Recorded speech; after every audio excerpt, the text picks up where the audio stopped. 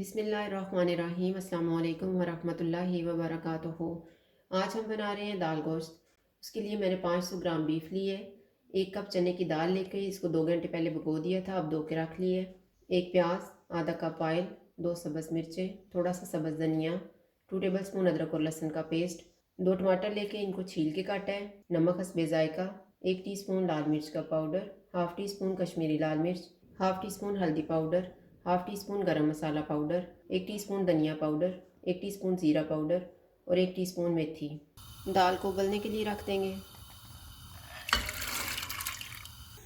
Oil लेंगे, oil गर्म हो गया है, प्याज डाल देंगे।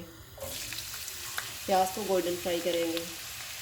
प्याज फ्राई हो गए हैं, अदरक और लहसुन का पेस्ट डालेंगे, बीफ डाल देंगे। इसको हम इतना पकाएंगे कि बीफ का कलर चेंज हो जाए। बीफ का कलर चेंज हो गया है, अब इसमें टमाटर डालेंगे, इनको मिक्स करेंगे। हल्दी पाउडर, कश्मीरी लाल मिर्च और लाल मिर्च का पाउडर, कुछ धनिया और ज़ीरा पाउडर, मेथी। इनको 3 से 4 मिनट तक भूनेंगे। मैंने इसको 4 मिनट तक भूना है। अब इसमें मैं पानी डाल रही हूँ।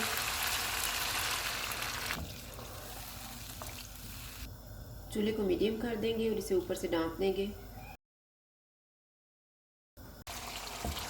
बीफ को मैंने चेक कर लिया है, ये गल गया है। अब हम चूल्हे को फुल कर देते हैं और इसको भून लेते हैं। मैंने इसको भून लिया, अब ऑयल अलग नजर आना शुरू हो गया। इसमें उबली हुई दाल डालेंगे, नमक और 1 कप पानी डालेंगे। इसको मिक्स करेंगे। चूल्हे को कम कर देंगे और इसे ऊपर से ढाँप देंगे 6 से 7 मिनट के लिए। 7 मिनट गुजर गए हैं।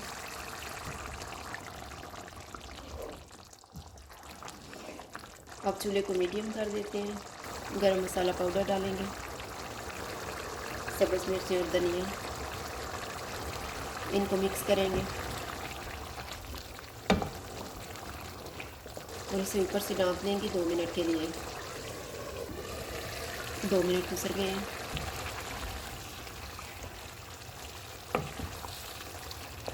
अब हम चूल्हा बंद कर देते हैं, इसे ऊपर से ढाँप देते हैं और 5 मिनट के बाद डिश आउट कर लेंगे।